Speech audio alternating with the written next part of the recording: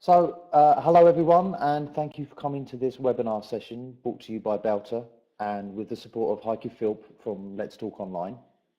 My name is James Taylor and I'm the president of BELTA, which stands for the Belgian English Language Teachers Association.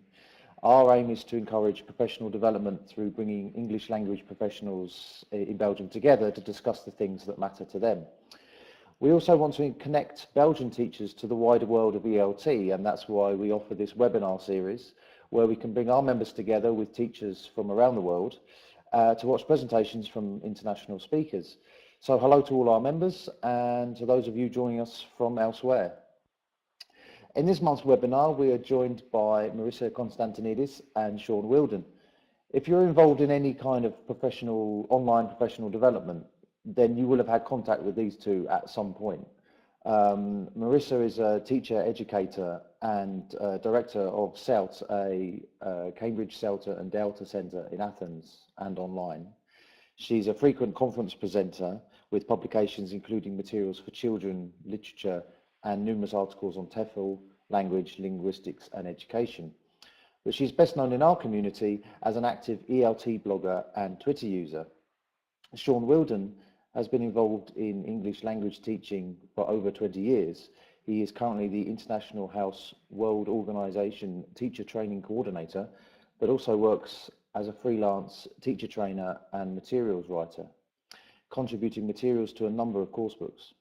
Apart from that, he maintains several online teaching sites and he is an events coordinator for the ITEFL Learning Technologies SIG.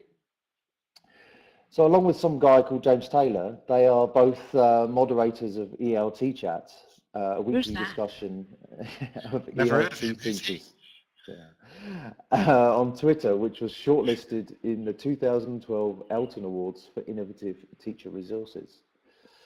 As a teachers association, it's our job to offer our members all kinds of professional development, and that's why we're delighted to have Marisa and Shaun here with us here today. To talk to you about how you can personalise your PD, all from the comfort of your own home. So over to you, Marisa and Shaun.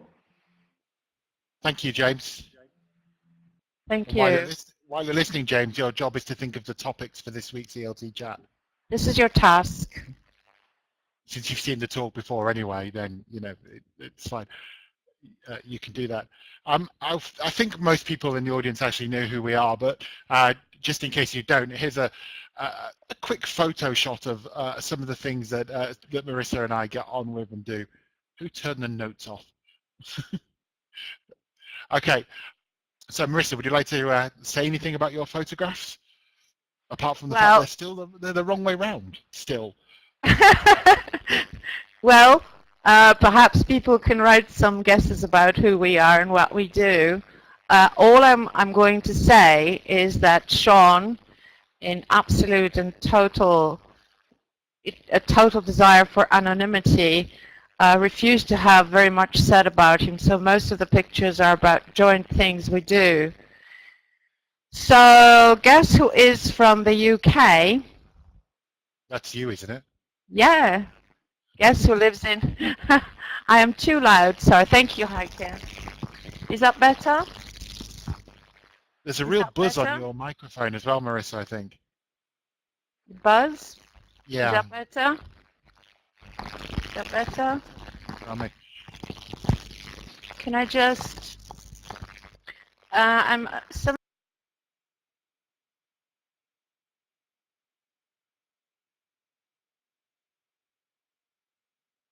So while Marissa's adjusting her microphone, let me just thank you, Daniela. We'll try and work it out. So these are some things about us.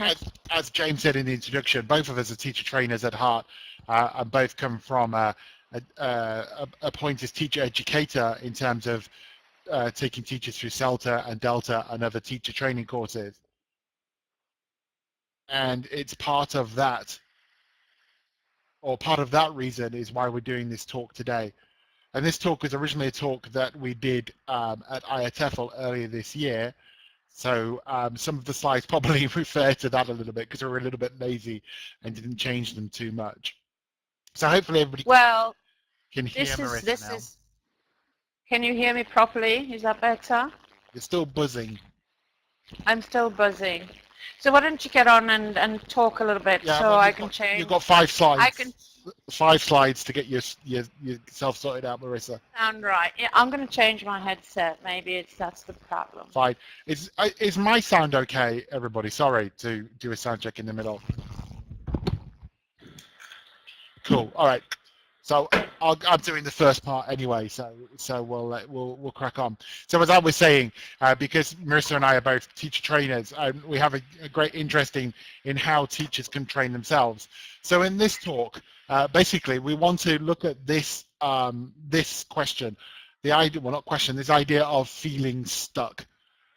So basically, at some point in our teaching careers, I think anybody who's, whether it be after 1 or 2 years or even after 20 years of teaching, we get to a point in our teaching where we sit down and we feel like we're in a bit of a rut. And I think if we're honest about that to ourselves, there are times when we say, I feel stuck. Would you agree? Is that something that I think we've all been through? Especially, I think the people that come to these webinars online, we all get to a point where we say, you know, I'm putting in a lot of hard work. I've done some training. I've done this, but I don't seem to be getting the results that I would hope for from my teaching, or the satisfaction that I want from it. So that's our sort of kind of starting point for this talk, that as teachers that are feeling stuck, what can we do? How can we, what can we do online? What kind of things can we do in order to overcome that? So this feeling of being stuck. Hi, Sue. It's amazing how there are some people that just that come into any webinar. Sue, you've seen this talk before, and Sue and Anne, you've seen this talk before. And we told you not to come and see it last time, and you still did. Anyway, so if you're stuck, when we've got this feeling of being stuck in a rut, we tend to kind of think about what's causing that rut. And I think there are, well, possibly 3 reasons, but more reasons. But here are 3 things that Marisa and I thought of, that something isn't necessarily working in our teaching. So the rut is being caused by us not knowing what isn't working and not knowing how to change it. The second thing is that this kind of feeling of needing to be inspired. James, I wasn't being nasty to Sue. I was just saying there's need to be inspired by something. Perhaps we've done our CELTA or our teacher training course a few years ago, and having done that, we're now in that point where we're looking for new inspiration. So you've got this feeling inside yourself that something's not working, and as a teacher, we're looking for something that's going to push us forward. And as a result, we start thinking about what we need to do in order to stop feeling stuck in a rut. And it's not quite. It's not surprising, really, that we get to this feeling, or we get to these feelings of being in a rut or uninspired. Because if we start thinking about teaching is such a multidisciplinary profession that there are so many things that we need to have a handle on if we're going to move this forward. For example, we need to consider our own personal qualities. We need to understand our profession, and we need a lot of technical know-how. And hopefully Marisa's mic is now working, and she can come in and tell us a little bit more about being the juggler and having the balls in the air. Hi, Marisa. Are you back? You're not speaking. There's no Can sound. you hear me now? Can you hear me now? Can you hear me now? Okay. Go. I might be a little echoey because I don't know what's happening with my microphone. So, yeah, too loud. No buzz, but too loud. Okay. I shall whisper. I shall speak more softly. It's really very difficult for me to kind of play with everything right now. Although I am trying to multitask, because teaching is multidisciplinary, and we'd be talking about different balls we have to juggle, like jugglers. I made a little display here of some of the things that we really need to play with as teachers. And really, just 1 second, because I'm getting all these frantic messages, too loud. Okay, well, can I pause the recording for a minute?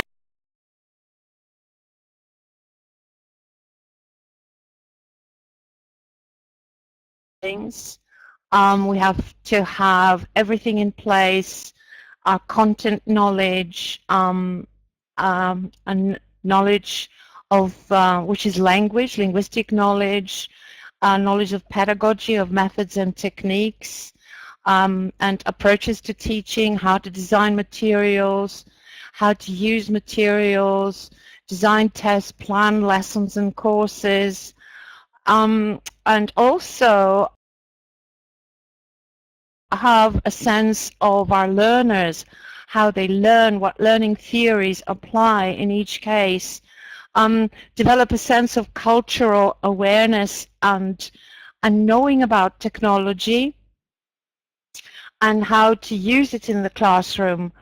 As a very, very small window here about personal qualities, I guess because I am a teacher trainer, I tended to concentrate more on the areas that I tend to cover on my courses. And as you know, courses don't teach you to be, you know, don't affect, so to speak, your personal qualities, apart perhaps from your teacher educators or your colleagues, or being a model of behavior that teacher might want to emulate. But I think really I just wanted to stress that, lest you should think I am neglecting this very, very important part of our own all-around professional personality, which is partly our ourselves, what kind of person we are, what we know about language and learning and teaching, and how we put it into practice in the classroom. So as we were saying, Over to you, with Shaun. the teaching being multidisciplinary, and obviously as Marissa's highlighting there, how teaching can be quite complex, I think one of the reasons that we as teachers might getting a rut or feel stuck or feel uninspired is there are so many things. And that in fact there is no single one course that we could do that would better us in all those things. So as a result, we kind of turn to professional development. And of course, professional development has many guises. If we just think about a time before the internet and a time before webinars, then there were still many things that took place in professional development. But professional development was probably, hopefully, going to a conference in your town or in your country that was taking place, or perhaps the occasional workshop that took place in your school, where somebody in the school gave a workshop, or you got a guest speaker in there. But at a time before the internet really took off, and a time before this community developed online, there were lots of disadvantages to personal development. It was actually quite a lot of things that would put a teacher off, even if a teacher was willing to engage in professional development. Because you usually had to travel somewhere, then you probably had to take time off work. This would have a cost with it. You might have to do some traveling, you might have to bring somebody in. So all these professional development ideas that happened before the internet took off were useful, but they were difficult, and they didn't help the kind of average teacher to be able to get out their rut and move forward. There are, of course, many different forms of professional development. And I think as teachers, sometimes we get sucked into thinking that we need to do a course, or it's about being observed, whether that's a peer observation or a formal observation. But in fact, there are many, many ways to do professional development. I've already mentioned being observed, but of course you can create material. If as a teacher you plan a lesson and you take a piece of material and you make it into a lesson, that is a kind of professional development. It's showing and bettering your skills as a teacher. Likewise, reading a book on teaching is a form of professional development, or as is reading a journal article. Of course, that would depend on where you are and whether you can get hold of these things. Again, the days before the internet, it was quite difficult to read a lot of journal articles unless you subscribed to them and got them by post. And even as a teacher that's worked predominantly in Europe, I still find it very difficult to get hold of teaching books. And even getting hold of a book, even if I could, would be quite expensive. And one thing about an English language teacher's salary, it doesn't often lead to being able to buy many methodology books. So you've got reading, you've got the idea of developing materials, even developing what levels you teach at is a form of teacher development. I think when we start, we start with levels that we probably taught on our teacher training courses. And as we build up to teach more and more levels, we are of course developing as teachers. So what you can see in front of you there in that Wordle are just some of the ways that professional development can take place, be it online or be it in a school or in a classroom. And all these things took place before the internet really took off. I think we can get kind of suckered into believing that until the advent of the internet, teacher development really didn't happen, or all these things weren't available. But that's not true. The internet, of course, did change or has changed things and put a new perspective on things for us, and change the way that we can do teacher development. And going back to the title of our session about being autonomous, then you know, the advent of the internet has definitely led to the ability for more autonomous professional development. It's made travel easier, so you know that people can now get from A to B a lot quicker. Well, not the internet's made travel easier, but the world's made the travel easier. No, I'm not wearing pajamas. I'm wearing jogging bottoms there, Marisa. And of course, the internet has led to this kind of has helped it with connectivism. So now we're all connected together, and this theory of learning through connectivism is becoming paramount in the way that many of us actually teach and also develop ourselves.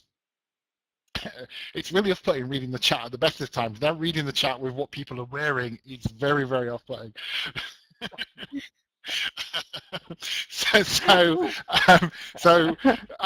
Excuse me. So now we talked before about professional development being those things in the Wordle. Of course, now that we've got the internet, you can see that all those things still apply, but we've got like a global staff room, or we've got blogs, we've got wikis, we've got discussions, and we've got webinars, and things that we've got access to that we've never had before.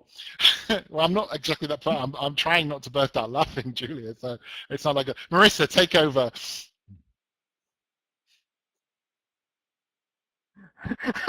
I was happy to be far from you and to be doing this from the comfort of my own home. I must inform you I'm also wearing perfume, although you can't smell it. So all these, yeah. Have you talked about this slide? I've been paying attention to the chat, so you've moved on ahead. Okay, this is my contribution to the world of webinars, surfing on the web, and the very next picture is one of me. And I don't know how you feel about it, but I think sometimes we have too much information. There's too much information. And this is maybe how you feel at the end of the day, or at the end of a chat or a webinar. You have about 50 windows open. How many windows have you got open just now? How many web browser windows? Can you count them? Two? Very good. I'm making sure. Two. God, you're sedate. Is this one? Yeah, 9. James, 6. Okay, I've got about 12 opened up, but that's because there are various assignments that I'm marking. You're on the iPad. All eyes on you. Hey, isn't that wonderful? Well, this is me at the end of the day sometimes, but I think, great. BELTA, you're getting a real acclamation here. So, how do you decide with all this plethora of information? I want to make a note that plethora is a Greek word. Or plethora, do you say? How do you say? Have you ruined the Greek word? Have I pronounced it correctly? Plethora, okay. Yes, it's a Greek word. It means all the abundance of information. Sometimes it's very difficult to decide.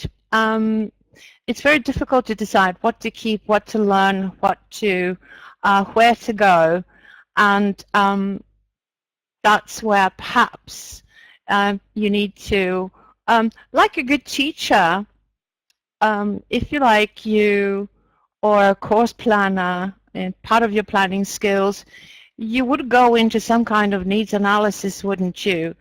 If you were teaching a new class, if you were given a new course, you would want to find out about the needs of your learners. You would want to find out what is it that they need, what is it they're good at, what is it... Yes, I got that. I was sure I had the stress right. That's why I said you ruined the Greek word, because in Greek we say plethora. We don't say plethora. Okay? All right. So how do you decide? You need to kind of make some sort of personal needs analysis on yourself. Not on your learners this time, but you really have to think about yourself. You need to somehow profile yourself. I don't have any earth-shaking discoveries to show you about this, but maybe in going back to slides like, can I just quickly flick back to this one, or to these three categories: personal qualities, professional understanding, and technical know-how. You need to kind of decide on each of these dimensions, how well am I doing and what do I need? So I'm going to go to a personal tracker, how to profile yourself and maybe decide on your own needs.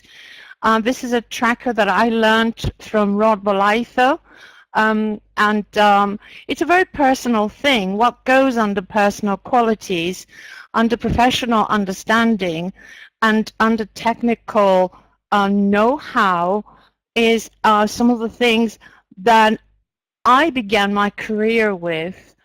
I am not going to attempt to even track my profile now and I'll put a tick, because this will end up in Shaun laughing his head off, as he did while we were rehearsing this talk, because when I said I was shy in the beginning of my teaching career, he sort of guffawed and said, "Are you shy?"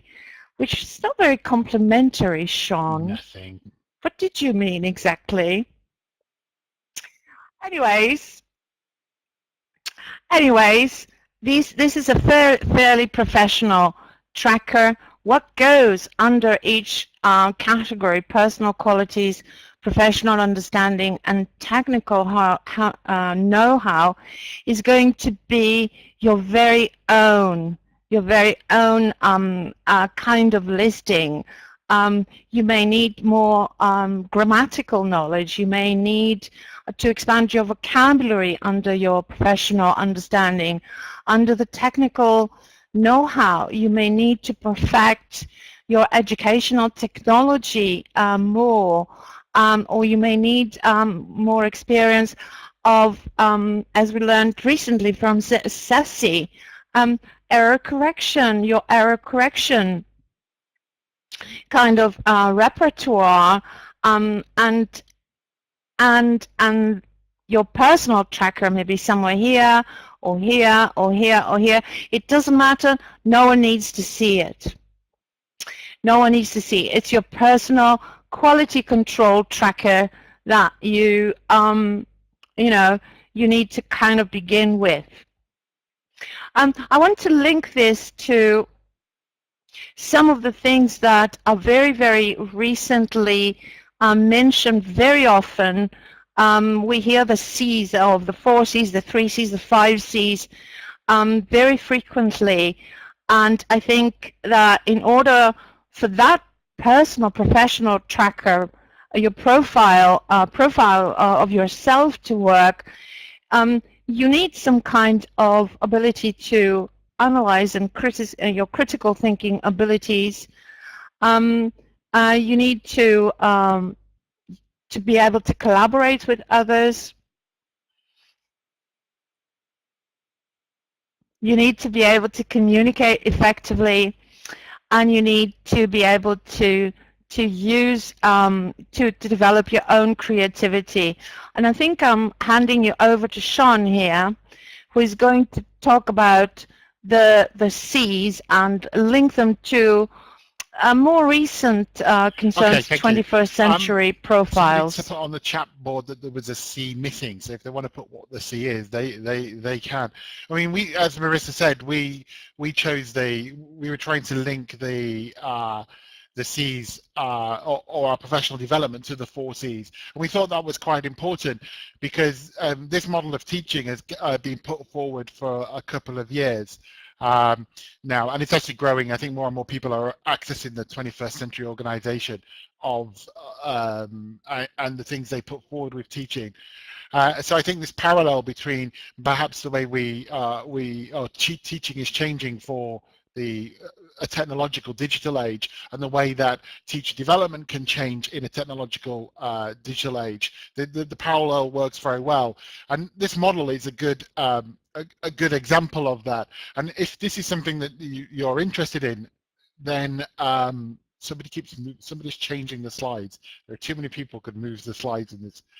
So if this is something you're interested in, then you can see that there's a website there, the 21st Century Education website, and it's a very interesting model of teaching put forward primarily in American state education that suggests that the model that we tend to follow, which has often been called the 3 R's, is now completely out of date. And that we should be thinking more in terms of the 4 C's, which are critical thinking, communication, collaboration, and creativity, which I think we'll all agree are 4 C's that really underpin why we teach language. I mean, we want our students to be critically thinking. What used to be 3 R's, Heike, the model of teaching that's put forward, or model of education is put forward, is the 3 R's, reading, writing, arithmetic, a model that is actually inherently wrong because there's only 1 R there. And in fact, that model of education, the reading, writing, arithmetic, was first coined somewhere in the 19th century. And it's one that's kind of underpinned education for 2 centuries and is really kind of out of date. So I think, personally, I think this 4C model of education, getting our students to critically think about the information that they've got. Obviously, with language teaching, communication is very important, what we teach language to communicate. And if our students are going to communicate well, then they need to be creative. And being creative involves collaboration. So I think they all interact very, very well. And as Marisa said, I think these 4 things act perfectly well as a guidance for us in terms of where we should go or how we should develop professionally. If we just think back at the beginning of the talk when we said we were stuck in a rut, and then with professional development going from being in a place to being online, and we're suddenly overwhelmed with information, then obviously critically thinking, collaborating, communicating is going to help us sort through that information. So perhaps the stepping stone, the first stone to move forward with choosing what we're going to do, is to work with the idea of connecting. I mentioned connectivity before and connectivism before. We're all connecting now on this webinar, and those of us that tweet or take part in social networks connect on many levels. But I think in order to connect, and in order to connect in a fruitful way to help us develop autonomously, we need to consider the principles of quality circles. If you've never heard the phrase quality circles before, then a quality circle is stolen from business websites and business language. The idea of a quality circle is people sitting around to seek problems, to seek solutions to defined problems. In the olden days, and you can just see my inverted commas there, in the olden days, then perhaps our quality circle was the staff room that we worked in, where we might walk into the staff room and say, "Well, I've got to deal with this. How do I do that?" But now with this connectivity and the fact we all connect to each other online, our quality circles can be rather large. In fact, perhaps too large. So if we're taking our first steps into autonomous professional development, we need to know how to make those connections and how to have good quality circles. So obviously our starting point for that would be an online community. And here's one of the slides. We perhaps should have changed the TD SIG to the BELTA the logo. When we did this talk for the first time, we were talking in the teacher development SIG at IATEFL. So of course, joining an online community, BELTA, although face-to-face is an online community as well through its blog and through the activity it does like the webinar, there are many online communities, and you can see the hashtag communities there that I take part in: the ELT chat, the EAP chat, ELT Pics, Oz chat. These are all ones that we'll come to a little bit later as we go onto Twitter. But online communities are there, and if we start to think about which ones we want to join, we'll be able to find out the best ones for our quality circles. Marisa, do you want to take over again?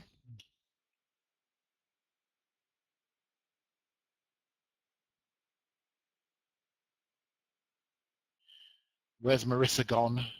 Marisa, your mic's off.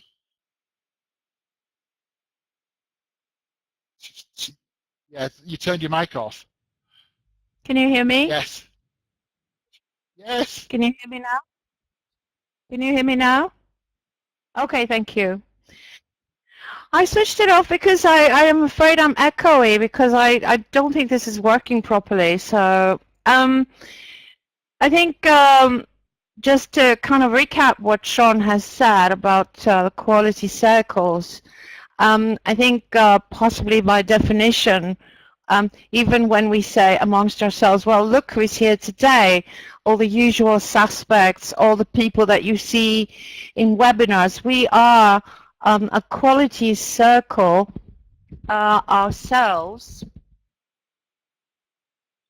And we communicate in many different ways and across many different channels. We communicate via BELTA on ELT chat every week, Tyson with his group on EAP chat, and other people communicate and form quality circles. The thing about those quality circles is that they're able, like any good social community, and community learning, as Tyson pointed out earlier. I think I believe we covered that C with the concept of collaboration and connectivism. Do have this thing in common, that the groups, the individuals that form that quality circle, have the resources that can be mobilized to solve a problem that the community or the quality circle has defined. For example, ELT chat, EAP chat, and the ELT chat, they define a problem that they want to explore every week during their chats.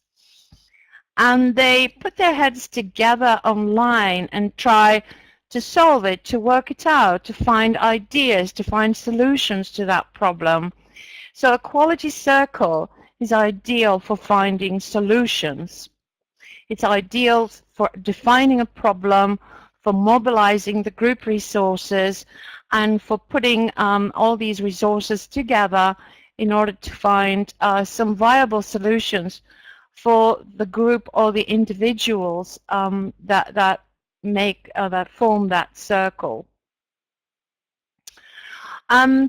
If you are part of a quality circle, or applying the critical thinking, and we need to move to how to find people to build your PLN. What are the best people that you can start building your PLN?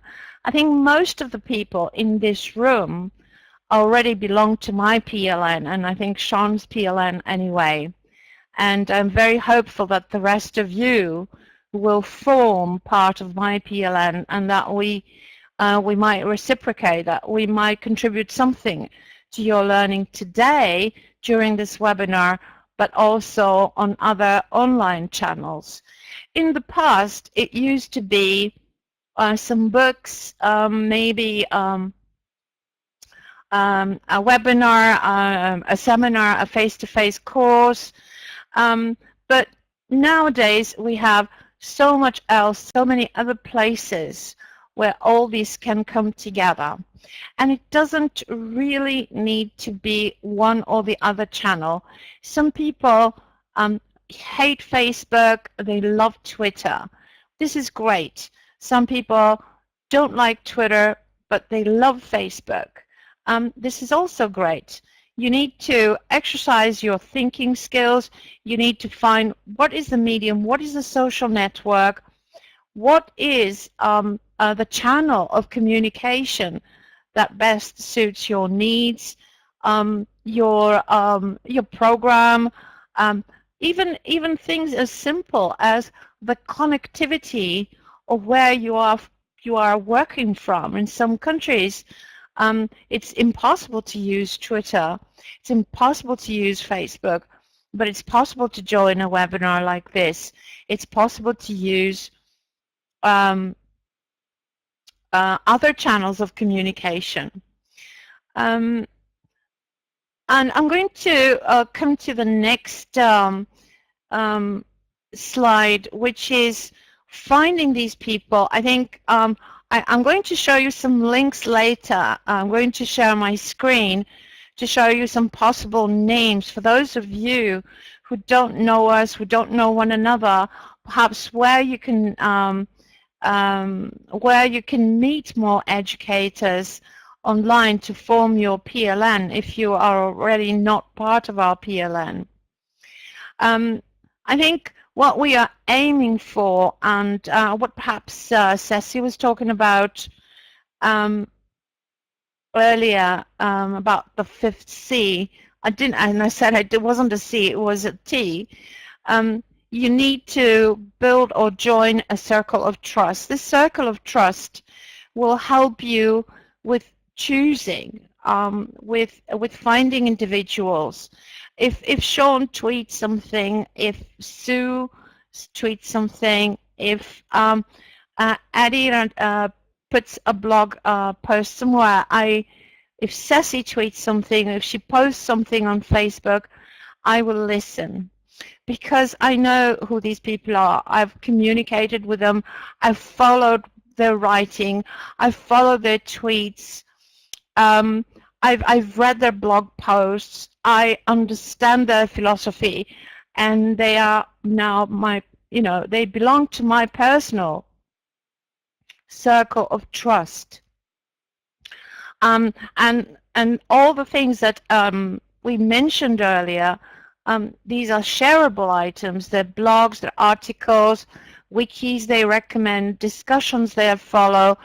That, I want to know about it, because I know this will lead me to more learning. This will lead me to more learning. If they mention somewhere they've been a webinar they valued, our social network where they found some useful information, resources or materials they're sharing, I will listen. And I think this is really important, because how we build or join that circle of trust is not very difficult, but also I wanted to stress something that I didn't have the time, because at TEFL we only had 30 minutes, so now we can talk ahead of.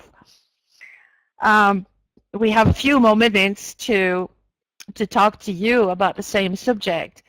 It's not very difficult to find people, but to put them in your circle of trust, that is important, and to be in their circle of trust. I will change slides and put you on to the next one. Am I talking about the next one as well? I am. So, okay, off I go. And I will be talking a little bit about curation, which may seem to be going off on a wee bit of a tangent here, but I think curation is what we all collectively do. I think curation is what we all, gather, share, and distribute sources of information, resources, and ideas. And so I think for those of you who are not familiar with the concept of curation, I wanted to share a couple of tools that we use a lot on our PLN. How many of you have a Pinterest account?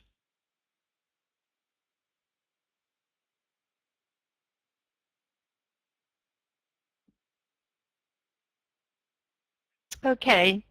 All right. I'm going to be talking about various 2 or 3 different tools, and if you have not used, I'm going to kind of share my screen very briefly to show you how you could be using. You may be familiar with Pinterest. You may be familiar with Scoop.it. Scoop.it is very popular on Twitter, whereas Pinterest doesn't seem to be appearing on Twitter all that much. There are many, many people who share links and that they scoop up all day. So these are 2 great tools, and they're fairly recent. So I'm going to show you. Can I show them later? Can I show them later or now? Shaun, what do you think? Shall I share my screen now? Yeah. Okay. I'm going to go into screen sharing then. So I'm afraid possibly you might not be able to chat. Oh, I hope you will. Okay. Can you see my screen now?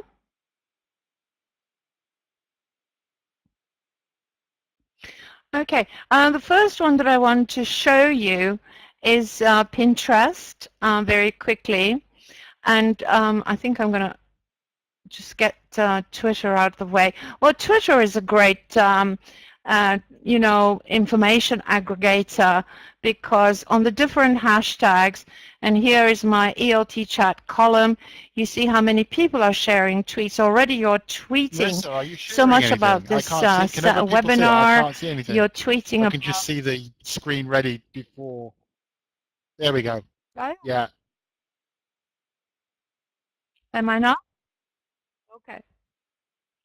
So I'm sharing my Twitter stream now, and this is I don't know if you're using TweetDeck on Chrome, but this is something that it's just a Chrome application now, and you can very easily install it and have all the different hashtags on your screen. There's Addie. You can see Addie here, who I thought was a girl because I'm sorry, Addie, but you corrected me very quickly. And my private messages and all the information that people are sharing. I'm going to close that because all the tweets are going into my face. This is a board of different pin boards that I've collected. For example, I'm interested in word clouds. Here is my pin board on different posts and information on word clouds. There are different collections that I have here, and I'm not going to bother you by going to individual ones, but I collect young learner resources, simple texts, movie editing. I think I want to learn a little bit more about that. Copyright clear, and so on and so forth. Interesting texts for exploitation. School leadership, topics that interest me. But the other thing about it is that this is a social network as well. I'm following 177 people. Some of them might be here in this room. For example, Elizabeth Ann, Graeme Johnson, and many more. And if I look for some information, Shelley, Marcia, I don't know if you know these, Milena Navarro. If I'm looking for a topic, I can find it. If I don't have a Pinterest collection, maybe somebody else on my PLN has some kind of information. So if you want to find me by my name, you can find Shaun.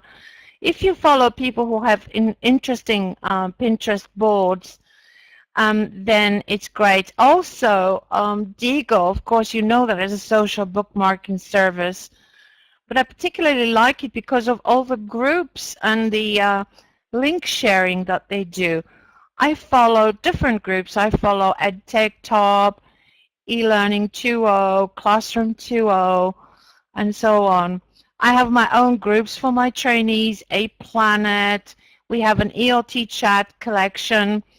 So what happens in these groups is, of course, curation of all the links that this group has collected, collaboratively, and everybody can have their benefit. So the other one is Scoop It. Here are my curated topics. I have 5 Scoop It boards.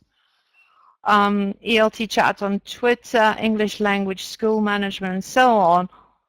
But I also follow other people's board, for example, Doris Molero's, Julia Ascension, and Nick Peachy, all the people who collect wonderful links and information.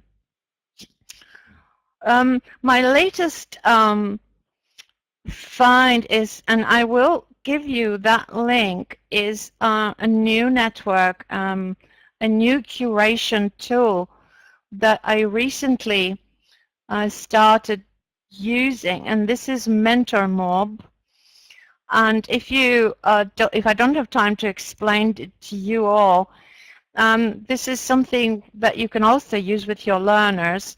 But here you can create playlists, and here on this particular MentorMob collection, I have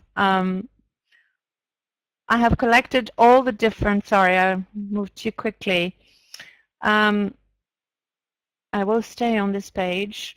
All the different tools that I have been collecting, for example, Digo, Scoop It, Pinterest, Clacker, which is a new one, more recent one, Delicious, Learnist, which is also very interesting, Live Binders, which is an excellent tool. I don't know how many of you know of Live Binders.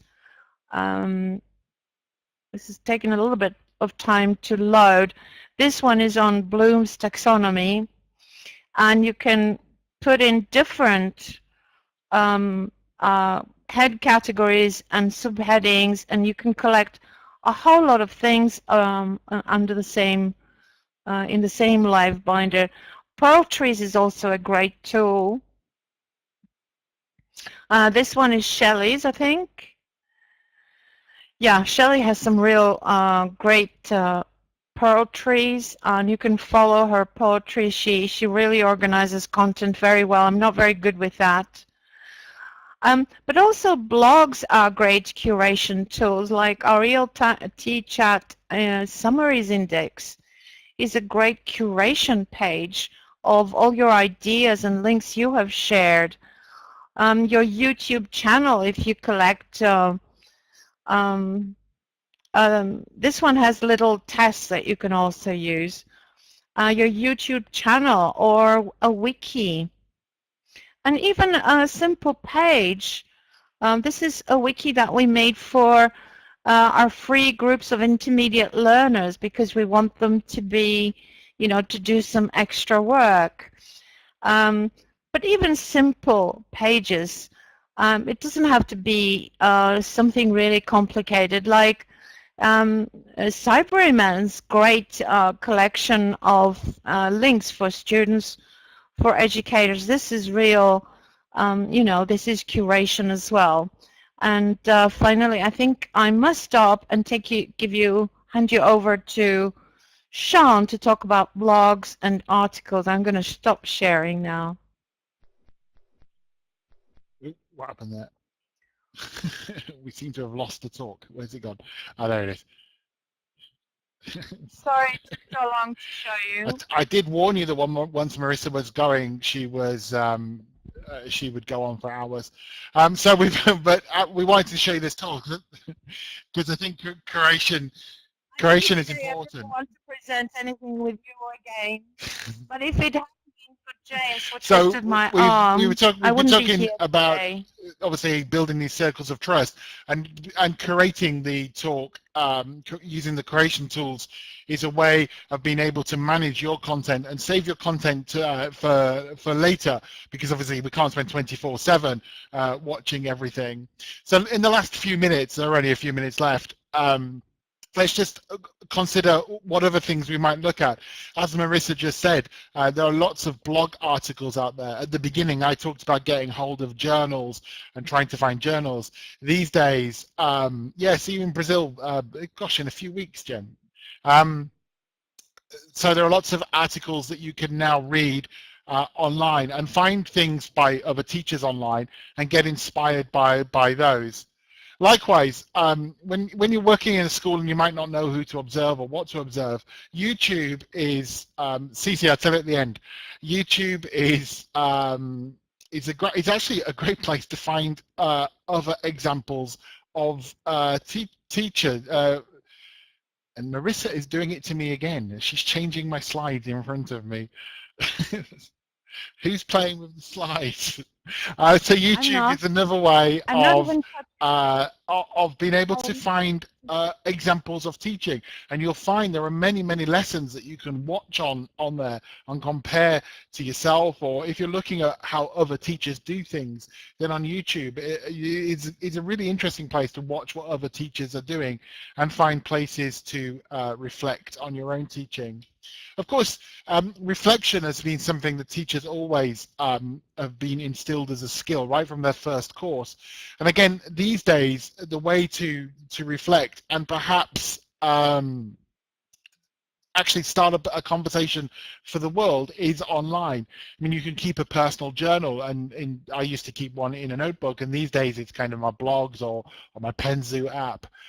People can blog as a way of reflecting on themselves. Now that I actually teach less face-to-face, I actually blog more about the things I do, like apps and those kind of things. Not necessarily for the public to read, but as a way for me to think about how I use something in teaching. But once they are on a blog, and once we get over that kind of shyness that we were talking about earlier on in the webinar, and we make these things public, then we encourage we encourage what people to comment and feedback on, and so they become a way of a conversation. And once that conversation starts, you're more on the path of attending of giving autonomous professional development. You could, of course, give a webinar. These days, there are more and more webinars that are happening almost on a daily basis. There have been so many this weekend for it. So there's, if you've got ideas that you want to give forward, then actually, in a position because of the internet to be able to go forward and present a webinar, or of course join in one. I'm on the Learning Technologies SIG, so we give webinars every month. In fact, Heike is now taking over the responsibility for them. BELTA have their monthly webinar. The BSIG have one. IATEFL have just had one. And the organizations that Marisa and I work for, like South Athens and IH World, all have webinars on a monthly basis. So we can actually begin to pick and choose what we want to see and what we want to find and how we can take those further. It would be remiss to say just do webinars, just do blogs, just curate things. Of course, the traditional ways of doing courses and workshops are still great ways of getting professional development. These days, rather than have to do them face-to-face or find somewhere that was face-to-face, we could, of course, find them and do them online. And again, you will find through all these organizations lots of free workshops and courses in order that you could take in order to develop and get your professional development and help you get out of that rut that we talked about at the beginning. Marisa, do you want to talk about mentoring? And we'll start to bring this to an end. James is warning us to speak less. Is this a warning for me to speak less? Okay. Mentoring is good for you. Next slide. Okay, I'm joking. It's actually great to mentor someone because there is a paradox. The paradox of learning is that you learn something better if you've got to teach it to someone else. So do connect and work with other teachers. Bring someone into the world of the web. You know, by showing them around, you're learning more yourself. And try out things, experiment together. Joint blog posts are something that I've begun to see more and more of, where two teachers or people are using a wiki. Don't get off track, Marisa. Keep going. Ah, that's a good one. I like that one. Who said that? I'm getting distracted here, but by the chat. Organizing maybe a blog or a wiki, and trying out, experimenting together and doing joint reporting. What happened in your class in Brazil, in my class in Athens, and so on. So that's a great idea. I think if we look at the reflective cycle that you usually hear about, you need to, starting from the arrow, we're talking about selecting some ideas, trying them out, reflecting on them, the evaluation process, maybe reporting and sharing with someone else, and then perhaps going back to the drawing board, and if things didn't work out very well. This applies very much in the same way online. It used to be that we had to be connected in some kind of professional way within the same school or within the same area or district. But now we can try out and talk about things that we've tried out from across the world, and I think this is really a great thing. The path to professional development is not the same for everyone. You need, we begin in the classroom as teachers, but by professionally developing, we fine-hone and we improve our own skills. We become better materials designers or course designers, or we become bloggers, whether for our own professional development or even for a professional reason. Some people are paid bloggers, which means that we may kind of progress and go into, writing a book, being an author, developing into our skills, into becoming teacher trainers or professional presenters, and possibly after a few decades of fun like this, you may even end up being a guru like Scott Thornbury or Shaun Wilden, for that matter. Yes. No, I'm not a guru. But of course, it's an ambition that some people have. Most of us never get there, but the destination is not the only thing. I think the trip is great fun to do. So just to wrap up what we've been talking about, we started out by talking about this idea of saying, I feel stuck. What can I do? Where can I go? So what we need to do is reflect and profile ourselves. And Marisa talks about how to profile yourself like a needs analysis. And once we know how to profile ourselves, we can begin to connect. And from the connection, we can move forward and decide what our action plan is. So if we're going to be autonomous, then we need to make our own action plan from that. And then we use our PLN to find what are the good options for us. And then finally, we decide what our priorities are. What time do we have available? Do we have any funds, goals? What are our benefits and what are the outcomes? So that's it. That's what we wanted to bring to you, how the wonderful world of the internet can help autonomous professional development, as long as we sit down ourselves and think about what are the steps that we need to take in order to achieve that. Thank you very much for listening to us. And remember, Marisa, I, and James run a little thing called ELT Chat every Wednesday, and you're welcome to join us on that. Thank you. And just for me, thank you from me as well. And just remember that Shaun and I Yeah, 3 or 4. have met how many times? 3 times overall in our lives, maybe at 3 IATEFL conferences. We prepared this talk online. We didn't rehearse, but only once before IATEFL for half an hour. I don't know. I mean, you know, this kind of opportunity for someone like Shaun and myself from where he lives in Oxford. I'm in Athens, Greece at the moment. We did this online. We are each, I don't know about him, but he's part of my own professional development every week, working with him on ELT chat and with James is what I do to prefer to develop professionally. And it's also a great kind of leveler that, you know, we can do this. Shaun represents a huge international organization. I represent a small center from Greece. And yet here we are on the kind of equal thing. He's been very kind to put my center first. Thank you very much for that, Shaun. I should have made it bigger, actually. Thank you all for coming. We really enjoyed giving this talk and having a little bit more time to chat to you all. Thank you. Okay, can you hear me? Yep. Okay, good. So thank you, Marisa and Shaun, very much.